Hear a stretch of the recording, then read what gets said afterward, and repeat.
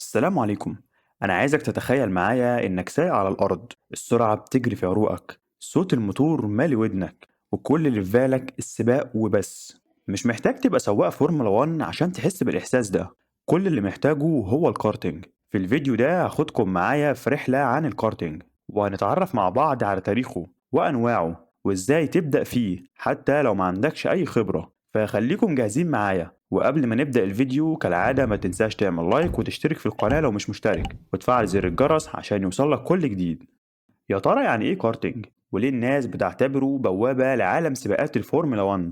الكارتينج ببساطة هو نوع من رياضة السيارات بس بمحركات صغيرة اسمها كارت أو جو كارت، خفيفة وقريبة جدا من الأرض، ما فيهاش أنظمة تعليق، لكن السرعة والإثارة اللي بتحس بيها وانت سايقها خرافية، وساعات بتكون أسرع من سيارات كتير وبالذات في المنحنيات.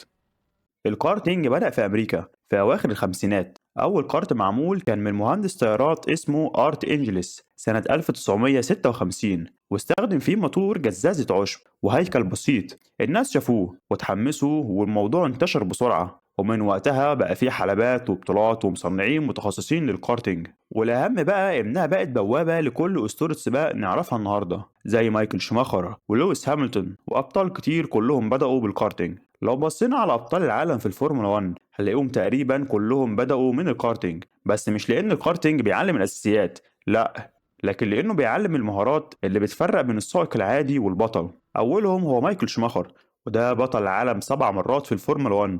بدأ رحلته من الكارتينج في ألمانيا وطور نفسه كتير ولحد النهاردة لسه بيلعب كارتينج. وبرضه لويس هامilton، وكلنا عارفين قصته، ده بطل العالم 7 مرات هو كمان في الفورمولا 1. أول سباق كارتينج ليه كان عنده 8 سنين، ومن وقتها وهو بيكسب.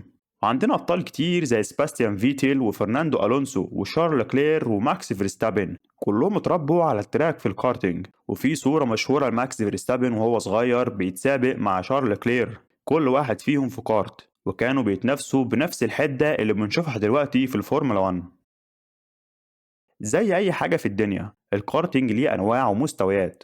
أول نوع وهو الإندور كارتينج، وده بيكون في حلبات داخلية بالكارتات الكهربائية وغالبا بيكون للترفيه وللمبتدئين. تاني نوع وهو الأوت دور كارتينج، وده بيكون في الحلبات وفي الهواء الطلق، والكارت ده بيشتغل بالبنزين، بيكون أسرع وغالبا اللي بيدخلوا فيه بيبقوا محترفين أو هواة جدد. تالت نوع وهو الرينتال كارتس، وده اللي بنلاقيها في المولات والأماكن السياحية، ودي بتكون مخصصة لأي حد حابب يجربه بس. رابع نوع وهو أكتر نوع محبوب هو الريس كارتس، ودي بتبقى كارتات مخصصة بموتورات قوية وتصميمات مختلفة حسب الفئة. موتوراتها بتكون من 50 سي سي لحد 250 سي سي، وكمان بيكون في كاستم كارتس تانية بتكون 600 سي سي ويمكن أكتر كمان.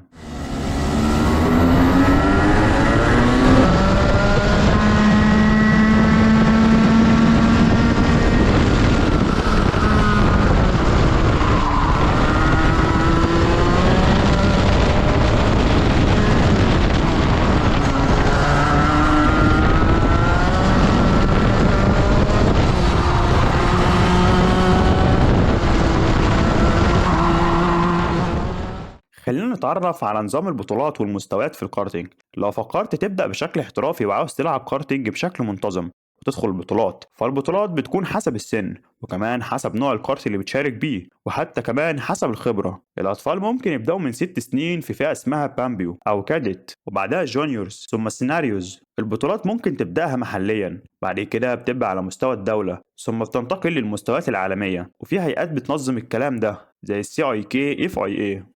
خليني أقولك على حاجة مهمة، الكارتينج مش رخيص بس كمان مش مستحيل. لو هتبدأ كهاوي ممكن تجرب بحلبة قريبة منك بأسعار في المتناول، أما لو عايز تشتري كارت خاص بيك هتحتاج كارت وخوذة وبدلة وقفازات وجزمة سباق. الأسعار بتبدأ من كام ألف جنيه للمعدات المستعملة، لكن بتوصل لحد عشرات الآلاف لو عايز تدخل بطولة. طب يا ترى إيه الفوائد اللي هتاخدها من الكارتينج؟ الكارتينج مش بس سرعة وسباق، أكيد هتتعلم منه حاجات كتير زي التركيز والصبر والتحكم في الأعصاب، وكمان فهم ميكانيكا السيارات. كمان هتزودك ثقة بنفسك وهتخليك تحب الرياضة أكتر، وكل مرة بتنزل التراك بتحس إنك عايش لحظة، مفيش حاجة تانية في دماغك.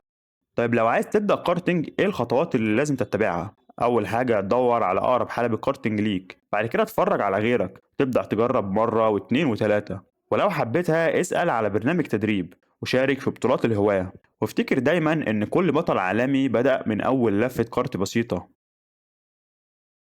تعالوا نتكلم عن تفاصيل الكارتينج والميكانيكا بتاعته.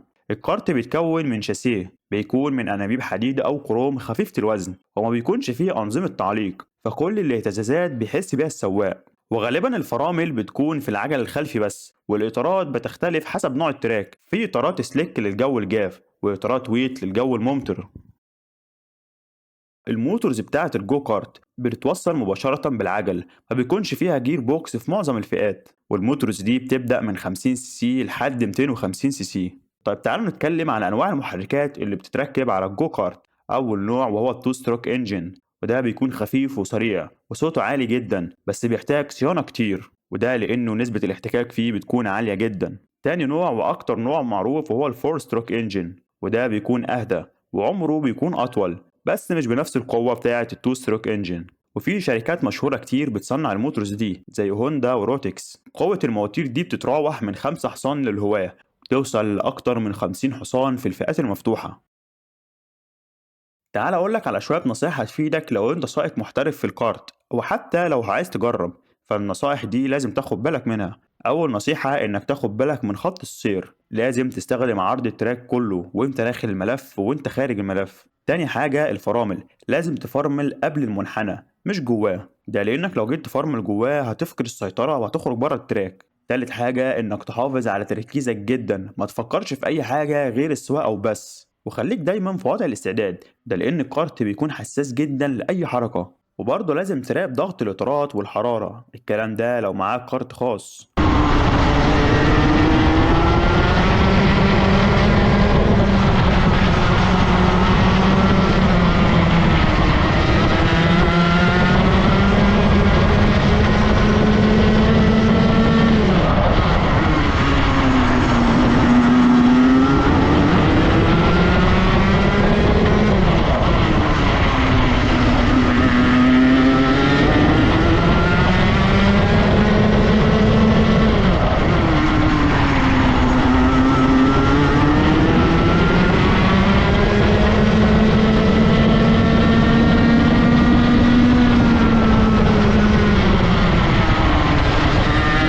الكارتينج مش بس رياضة، ده شغف، ولو عندك حب للسرعة وبتحب تحس إنك جزء من الماكينة لازم تجربها.